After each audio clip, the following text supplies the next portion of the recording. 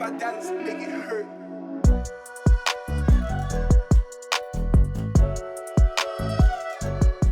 अस्सलाम वालेकुम दोस्तों, मेरा नाम है अब्दुल्ला और आज हम अपने कंप्यूटर के कंपोनेंट्स को डिसअसेंबल करने वाले हैं। और डिसअसेंबल करने से पहले कुछ चीज़ें मैं आपको बता दूं कि आपको कुछ चीज़ें रिक्वायर होंगी क्लीनिंग करने के लिए। बहुत इंपॉर्टेंट ज़रूरी चीज़ें हैं, वो है कि आप अपने पीसी की वायर्स जो लगी हुई हैं हर जगह पे, उसकी एक अच्छी फ़ोटो ले लें ताकि आपको बाद में असेंबल करते हुए प्रॉब्लम ना हो। बाद में सर पकड़ के बैठ जाओगे तो उससे बेहतर है अभी फ़ोटो ले लो भाई, ताकि बाद में मसला ना आए आपको। बिगिनर बंदा जो होता है, देखो यार, हमें नहीं पता चलता बाद में, क्योंकि मेरे साथ भी मसले आए थे शुरू में, मुझे माशाल्लाह से अब काफ़ी टाइम हो गया करते हुए। तो आप लाजमी इसकी फ़ोटोज़ क्लिक कर लें अच्छी जगह पर लाइट रख के, जिससे आपको बाद में मसला ना आए असेंबल करते हुए। और वायर लगाते जो वायर लगी हुई है जिस जगह पर, उस जगह पर आपने उसकी फ़ोटो ले लेनी है उतारने से पहले। और दूसरी जो हमें चीज़ें चाहिए होंगी क्लीनिंग करने के लिए, वो चीज़ें चाहिए कि हमें टूथब्रश चाहिए, उसके बाद हमें ये अपना टेस्टर चाहिए, उसके बाद हमें ये स्प्रे बोतल चाहिए, डस्ट स्प्रे बोतल। और ये आपने सिर्फ और सिर्फ अपने केसिंग के ऊपर अप्लाई करना है, ठीक है, क्लीनिंग के लिए। और अपने फैंस के ऊपर आप थोड़ा बहुत कर सकते हो। ये हार्डवेयर पे कभी भी अप्लाई नहीं करनी भाई, सीधी बात है, हार्डवेयर खराब करोगे। सिर्फ केसिंग और फैंस के ऊपर आप थोड़ा बहुत अप्लाई कर सकते हो, या ऐसी चीज़ों के ऊपर जिसके ऊपर इलेक्ट्रॉनिक का काम नहीं है। और उसके बाद सबसे इंपॉर्टेंट चीज़ है कि अगर आपके पास ये नहीं आना तो यार अपने कंप्यूटर को हाथ भी मत लगाना। सबसे पहले हार्डवेयर शॉप पे जाओ और ये खरीद के लाओ, मल्टीपर्पज स्क्रू ड्राइवर, जिसके अंदर हर किस्म के आपको स्क्रूज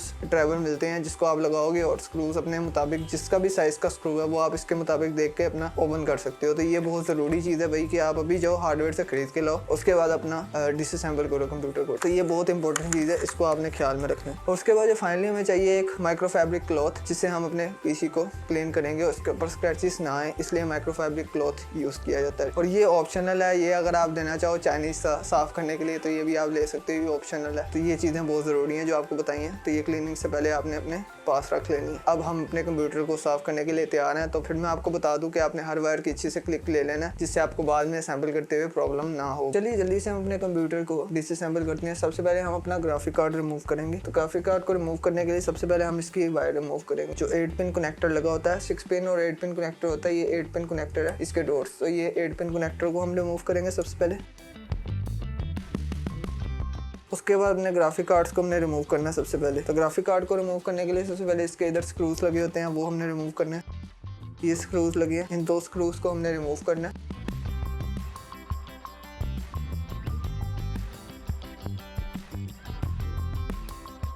तो ये हमने इसके पेचेस को रिमूव किया और उसके बाद ये ओपन कर लिया। ये 2 पेचेस यहाँ लगे हुए हैं, इन 2 पेचेस को ओपन करेंगे, उसके बाद ग्राफिक कार्ड रिमूव करेंगे। तो ये 2 पेचेस हमने इसके रिमूव कर लिए हैं, ठीक है। उसके बाद क्या करेंगे, हम अपना ग्राफिक कार्ड रिमूव करने के लिए इधर एक इसका बटन लगा होता है इस साइड पे बिल्कुल अंदर करके, ठीक है। यहाँ पे हमने इसको टिक करना है। ये ग्राफिक कार्ड हमने बाहर निकाल लिया। बहुत आराम से निकालना है ग्राफिक कार्ड को भी और बाकी चीज़ों को भी, ठीक है। तो ये हमने ग्राफिक कार्ड निकाल लिया। उसके बाद क्या करेंगे, हम अपनी बैक साइड पे आएंगे, बैक साइड ओपन करते हैं इसकी। तो इसके बैक साइड के मैंने ये जो है पेचेस ये रिमूव कर लिए। उसके बाद इसको थोड़ा सा आगे की तरफ पुश करेंगे तो ये ओपन हो जाएगा। नेक्स्ट चीज़ जो आएगी, हमने अपनी ये वायर्स रिमूव करनी है। ये लगी होती है हार्ड ड्राइव की। सबसे पहले आप एक काम कीजिए, अपनी हार्ड ड्राइव्स की जो वायर्स लगी हैं उनकी भी फोटो ले लीजिए, ताकि आपको वो भी याद रहे कौन सी कहाँ पे लगी है। पावर केबल जो सी मर्जी जिस पर मर्जी लगा सकते हो, उसका इतना इशू नहीं है। लेकिन ये केबल आपकी जिसके साथ कनेक्ट है, जिससे आपकी विंडो बूट होती है, वो वाली विंडो की वायर आपको कनेक्ट करने के लिए मदरबोर्ड की पहली पोर्ट में और दूसरी पोर्ट में ये वाली लगानी होगी, ताकि आपको विंडोज उसी ड्राइव से बूट हो। अगर आपकी 2 हार्ड ड्राइव, अगर एक ही है तो फिर तो कोई मसला नहीं है। तो सबसे पहले हम ये रिमूव कर लेते हैं अपनी वायर्स को।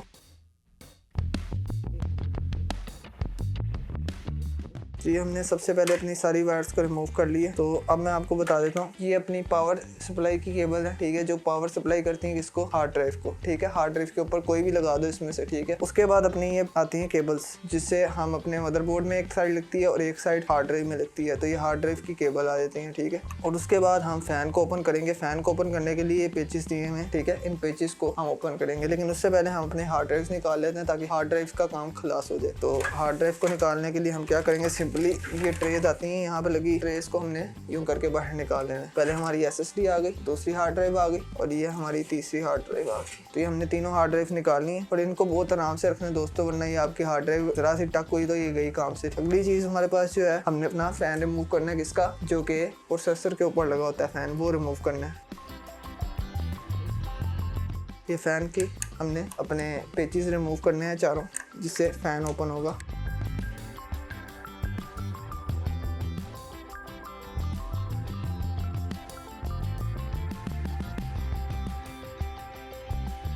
जैसा कि आप लोग देख सकते हो कि फ़ैन बहुत ही ढीला हो चुका हुआ है, तो इसको हम हल्का हल्का यहाँ से पकड़ेंगे और इसके पेचेस रिमूव करेंगे। तो ये हमारा फ़ैन रिमूव हो गया। अब फ़ैन रिमूव करते ही साथ ही इसकी वायर जो है रिमूव कर लेंगे हम। तो ये हमने वायर रिमूव कर ली, ठीक है, जो कि इधर लगी थी। और ये हमने इसका फ़ैन उठा लिया, निकाल लिया, ठीक है, हीट सिंक फ़ैन। तो फ़ैन भी हमने हीट सिंक वाला साइड पे रख दिया। और अगली जो चीज़ आती है अब हमारे पास, वो आती है रैम। रैम पहले भी निकाल सकते हैं, लेकिन हमने इसलिए निकाली क्योंकि फ़ैन डिस्टर्ब कर रहा था। तो अब हम रैम अपनी आराम से निकाल सकते हैं। तो रैम को अब निकालते हैं जल्दी से। रैम के लिए सिंपल से ये लॉक लगा होता है, इस लॉक को खोलेंगे तो ये निकल आएगी। अब कई साइडों पे जो कई पुराने पीसीज आते हैं, कोटोडियो वगैरह, उसके अंदर रैम की 2 लॉक्स होते हैं, एक इस तरफ होता है और एक इस तरफ होता है। तो हमने दोनों लॉक ओपन करके निकालना है। इस केस में एक ही लॉक है, तो इसको हमने खोला और निकल आई रैम। तो इसको भी इस तरह करेंगे। तो ये दोनों रैम्स हमने निकाल ली। अगली चीज अब हम क्या करेंगे, अब हमने वायर्स रिमूव करनी है जो है। अब इस वक्त भी आगे एक फोटो ले सकते हैं अपने वायर्स की, ताकि आपको अच्छे से पता चल जाए कि ये वायर यहाँ पे लगी हुई थी, तो बाद में आपको मसला ना हो। तो ये हमारी होती है पावर सप्लाई की, ठीक है, जो पावर सप्लाई करती है पूरे मदरबोर्ड को। ये मेन पावर केबल होती है, ठीक है, जो पावर सप्लाई से निकलती है। ये सारी पावर सप्लाई से निकल के जा रही है, कुछ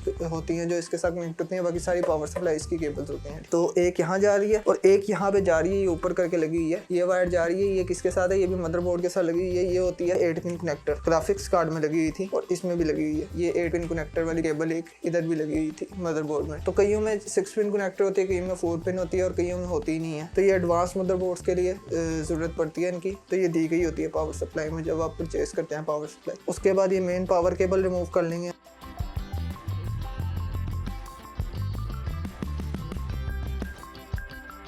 उसके बाद ये वायर्स लगी हुई हैं, ठीक है, ये वायर्स रिमूव कर लें। अब ये जो लगी है केबल, ये भी निकाल लेते हैं।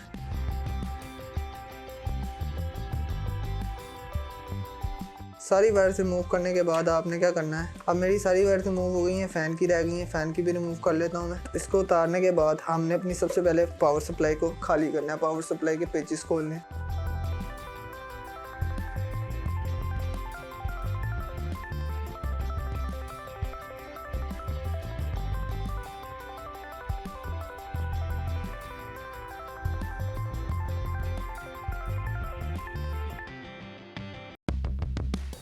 ये सारी केबल्स हमने इधर से इस तरफ निकाल लेनी है। और ये जो कुछ केबल है केसिंग की जो होती है, ठीक है, केसिंग की केबल्स को हमने एक साइड पे कर देना। ये पावर सप्लाई की केबल्स उतारनी है हमने और निकालनी है इस साइड पे सारी, जो कि उधर से उस तरफ गई थी, वो सारी हमने इधर से निकाल के इस तरफ करनी है। अब हम क्या करेंगे, पावर सप्लाई को रिमूव करना है।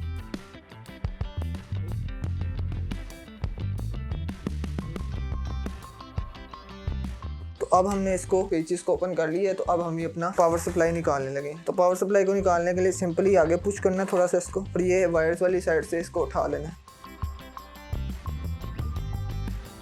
तो ये हमारी मेन पावर सप्लाई निकल आई है। तो पावर सप्लाई को भी मैंने साइड पे रख दिया। और अब हमने क्या करना है, आप देख सकते हैं केसिंग कितनी गंदी हुई है, ठीक है। तो केसिंग को भी साफ करेंगे, लेकिन उससे पहले अब मदरबोर्ड को निकालेंगे। मदरबोर्ड लगा हुआ है यहाँ पे और मदरबोर्ड के पेचेस लगे हुए हैं। जो पेचेस लगे हैं मदरबोर्ड के, वो रिमूव कर लेने अच्छे तरीके से।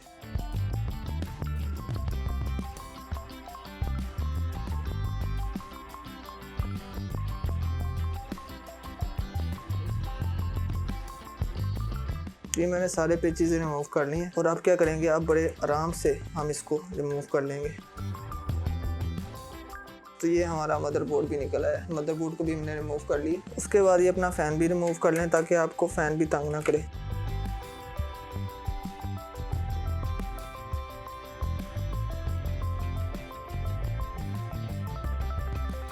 तो अपना फ़ैन भी रिमूव हो गया। तो अब तकरीबन हमारा सब कुछ रिमूव हो चुका है और केसिंग खाली हो गई है बिल्कुल, ठीक है। तो ये आगे ये भी फ्रंट लगा हुआ है, इसको भी अगर हम चाहें तो रिमूव कर सकते हैं।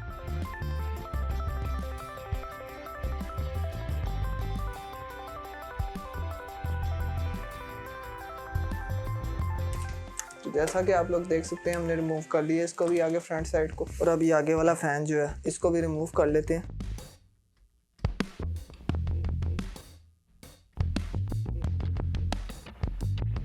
तो दोस्तों ये हमने इसका ओरिजिनल फ़ैन भी रिमूव कर लिया। अब हमारी पूरी तरीके से सब कुछ साफ़ हो चुका हुआ है, निकल चुका हुआ है सब कुछ। ये अंदर से सब कुछ हमने डिसअसेंबल कर लिया है। तो आपको मैं दिखा देता हूँ एक दफ़ा सब चीज़ें।